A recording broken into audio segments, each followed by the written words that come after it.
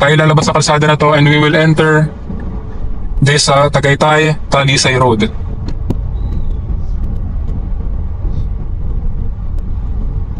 Pagbungad mo pa lamang mga kapikset dito sa kalsada nito, ayan, paakyat na agad.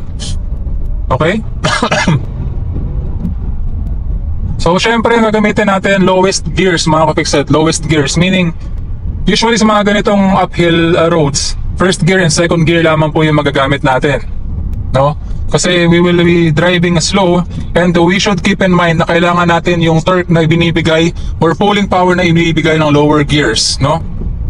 Kapag ka naramdaman mo na hirap yung iyong sasakyan sa mga paakyat na kalsada kagaya nito, halimbawa nakatersera ka, mararamdaman mo yan, medyo bumabagal yung sasakyan kahit nagbibigay ka pa ng gas, o dinadagdagan mo yung gas pero hindi na nakaka-abante ng maigi yung sasakyan or yung pulling power niya humihina, ibig sabihin kailangan mo mag-shift down na gear. So ito, sobrang sharp bend dito mga ka-fix ito. I'm using first gear at the moment to give me that pulling power na kailangan ng ating sasakyan para maiahon tayo sa sharp curve na ito na sobrang paakyat.